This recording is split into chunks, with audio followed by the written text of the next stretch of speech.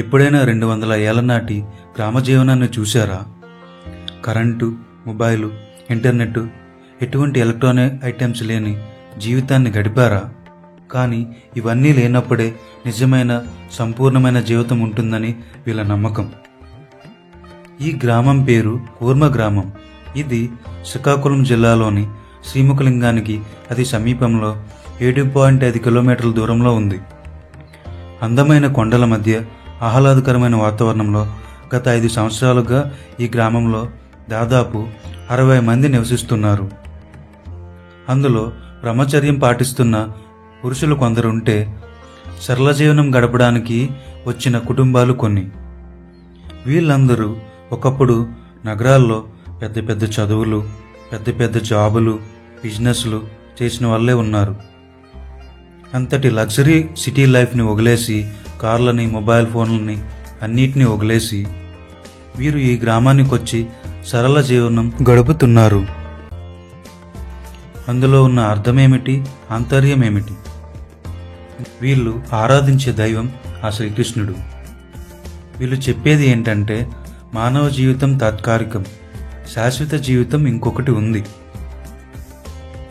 ఈ తాత్కాలిక జీవితంలో మనం పొందే సుఖాలు, సంతోషాల కన్నా ఇక్కడ వీరు పొందే పరమానందం చాలా గొప్పది అని అంటారు.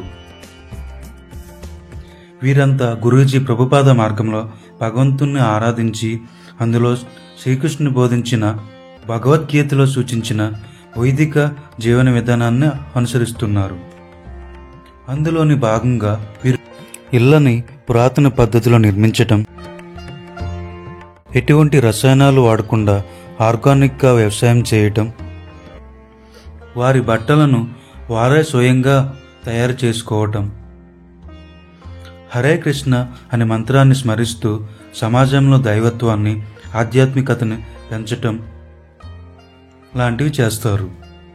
ఇక్కడ గురుకులంలో బాలులకు ప్రాచీనమైన విద్య అంటే వేదాలు, వ్యవసాయం, గోపాలన, ప్రకృతి జీవనం, స్వయంగా తనకు తానుగా బ్రతకటం, మ్యాథ్స్, సైన్స్ లాంటివి నేర్పిస్తున్నారు. ఇక్కడ వర్ణ వ్యవస్థ కూడా ఉంది. కానీ వర్ణ వ్యవస్థ అనేది పుట్టుకతో రాదని, అది వృత్తి ధర్మం బట్టి ఉంటుందని వీళ్ళు చెప్తున్నారు. ఏ విద్యార్థికి అయితే ఏ పనిలో ఇంట్రెస్ట్ ఉందో ఆ పనులు మాత్రమే వాళ్ళకి నేర్పిస్తారు. ఈ గ్రామంలో ఉన్న 60 ఎకరాల భూమిలో ప్రతి కుటుంబానికి తగ్గంత పొలము వాళ్ళకి ఇస్తారు. అందులో వారు పంట పండించుకొని అవసరానికి మించి ఉన్నది వస్తు మార్పిడి పద్ధతి ద్వారా ఇంకొకరికి ఇవ్వవచ్చు. మనం దాన్నే బాటా సిస్టమ్ అంటాం. అంటే ధాన్యం ఇచ్చి బట్టలు తీసుకోవటం, ఇట్లాంటివన్నమాట. ఇక్కడ గోపాలన చేసే కొన్ని కుటుంబాలు ఉన్నాయి, వ్యవసాయం చేసే కొన్ని కుటుంబాలు ఉన్నాయి, బట్టలు నేసే కొన్ని కుటుంబాలు ఉన్నాయి. వారంతా వస్తు మార్పిడి పద్ధతిని అవలంబిస్తూ ఉంటారు.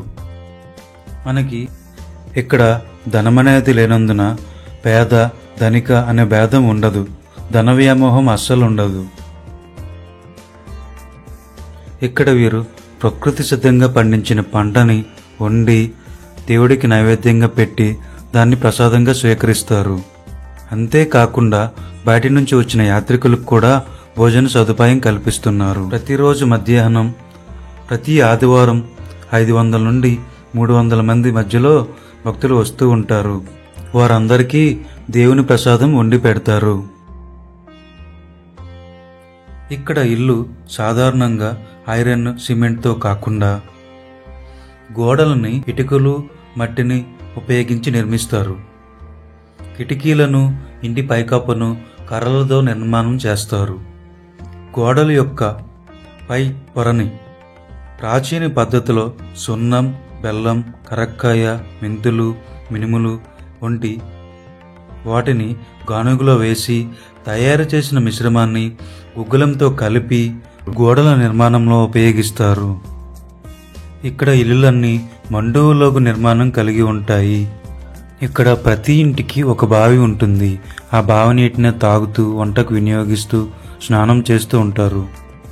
ఈ గ్రామస్తుల దినచర్య ఏ విధంగా ఉంటుందంటే, ఉదయాన్నే 3:30కి నిద్రలేచి కాలకృత్యాలన్నీ తీర్చుకొని పూజా మందిరానికి చేరుకుని పూజ జరుపుకొని 7 గంటలకు అల్పాహారం భుజించి తమ తమ పనులకు వెళ్ళిపోతారు. మళ్ళీ మధ్యాహ్నం 1 గంటకి భోజనం ముగించుకొని సేపు విశ్రాంతి తీసుకొని మళ్ళీ పనుల్లోకి వెళ్ళి సాయంత్రం 7 గంటలకు రాత్రి భోజనం ముగించుకొని నిద్రపోతారు. ఇక్కడ ఉన్న వారు విద్యార్థులు అందరూ కూడా తెలుగు చాలా బాగా మాట్లాడగలుగుతున్నారు. తెలుగుతో పాటు హిందీ, ఇంగ్లీష్ కూడా నేర్పిస్తారు. మనము ఈ గ్రామానికి ఏదైనా డొనేషన్ చేయాలంటే ఇవ్వచ్చు. లేదంటే ఇక్కడ మన ప్రాచీన చరిత్ర కలిగిన భగవద్గీత, మహాభారతం, రామాయణం ఇట్లాంటి ఎన్నో పుస్తకాలు ఉంటాయి. వాటిని మనం కొనుక్కొని తెచ్చుకోవచ్చు. ఇక్కడ అతిథుల కోసం అనే అతిథి గృహాలు కూడా ఉన్నాయి. ఒక్కరోజు కానీ వారం రోజులు కానీ ఉండవచ్చును. ఈ ఆశ ఆందోళనతో కూడిన ఈ కలియుగ ప్రపంచంలో విభిన్నంగా జీవిస్తున్న ఈ గ్రామ ఆచార పద్ధతులు, వ్యవహారాలు, భాగవతంలో చెప్పబడిన వైదిక విధానం నాకైతే చాలా బాగా నచ్చింది. ఇటువంటి ఆదర్శ గ్రామాలు మరెన్నో రావాలని కోరుకుంటూ ఇంతటితో ఈ వీడియోని ముగిస్తున్నాను.